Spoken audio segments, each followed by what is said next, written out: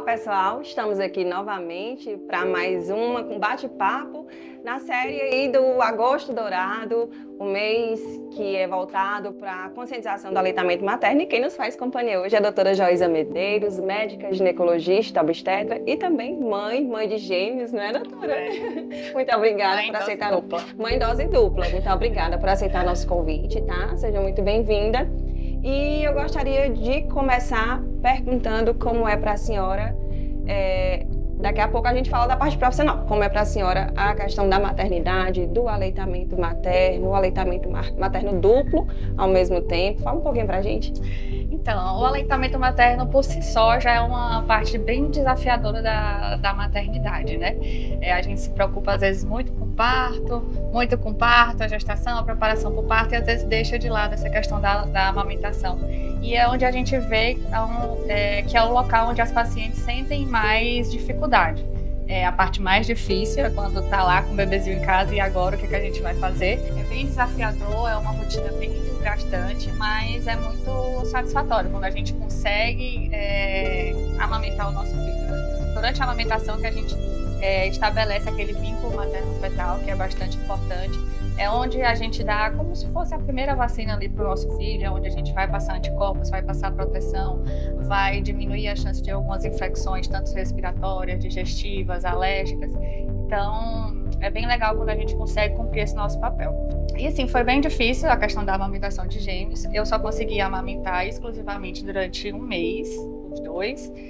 Mas a gente conseguiu seguir a amamentação até 5 meses. A partir de 30 dias a gente fez o complemento com a fórmula, mas não me sinto menos mãe por isso, não me sinto mais mãe por isso, por ter sido mãe de gêmeos. E assim, uma coisa que a gente tem que desmistificar da população, das mães, é que não existe leite fraco, não existe leite forte, não existe leite insuficiente, tá? Às vezes tem mãe que vai ter um pouco mais de dificuldade na amamentação, vai ter uma dificuldade maior na hora da pega, mas o que assim, eu sempre oriento as minhas pacientes, tentem estudar ao máximo sobre isso durante o pré-natal, não esqueçam da amamentação.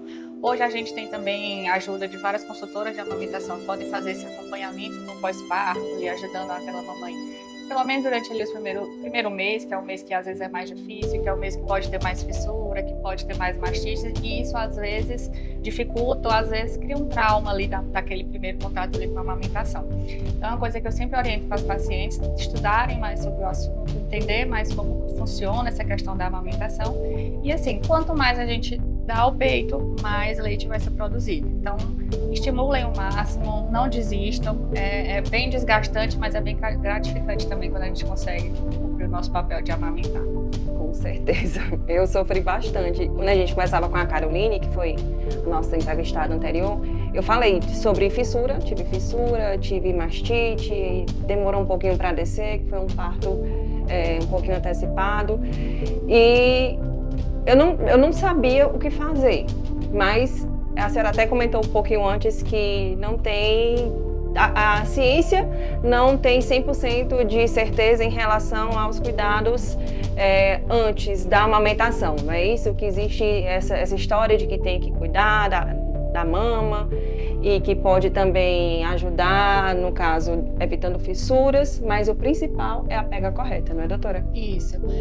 Já saíram vários estudos tentando ver se a questão de preparar essa mama durante a gestação, para ver se facilitaria ou diminuiria as chances de algumas complicações no pós-parto, mas assim, não tem nada muito concreto. Essa questão de pegar sol na mama, de esfregar às vezes com aquela buchazinha vegetal, nada disso é 100% comprovado. Que a gente tem certeza que a pega correta é isso que auxilia e vai propiciar ali que aquela paciente tenha um sucesso maior ali na amamentação.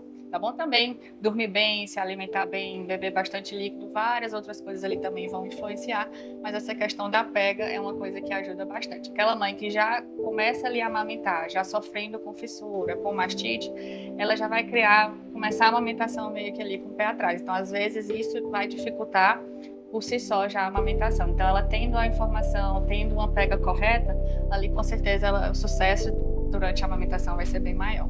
Então, as dificuldades no começo, eu posso dizer que elas colaboram para que haja algumas desistências na amamentação, né, doutora? Com certeza. E para a criança, além do vínculo materno, né, a senhora falou dos benefícios também do leite materno, eu poderia afirmar que o bebê ele é mais saudável quando ele só mama, ou então quando ele, apesar de ter também a inclusão ali da fórmula, a criança ela é uma criança mais saudável quando ela mama? Com a amamentação, sim, tá? Mas não quer dizer, por exemplo, eu já acompanhei algumas crianças que nunca mamaram e que também não vivem adoecendo, tá? Isso vai muito de vários fatores, não só da amamentação, mas a gente sabe que a amamentação por si só, essa primeira vacina do bebê, ela protege contra algumas doenças alérgicas, intestinais, respiratórias, vai criar ali imunidade, vai passar mais anticorpos ali da mãe para o bebê, que nesse começo o bebê não tem proteção nenhuma, então termina que isso fortalece um pouco mais o sistema imunológico dele, tá bom? Então, com certeza vai ajudar para que esse bebê seja um adulto com menos comorbidades. A gente sabe que diminui 35% a chance de ter diabetes o bebê que amamenta, tá certo? 13% uma criança que tenha sobrepeso, um adulto com sobrepeso, então tem inúmeros benefícios além só dessa parte imunológica. Então também protege contra algumas doenças ali quando aquele bebê se torna um adulto. Então, se a mãe tem a chance de amamentar, que acontece, existem N situações em que a mãe não consegue amamentar.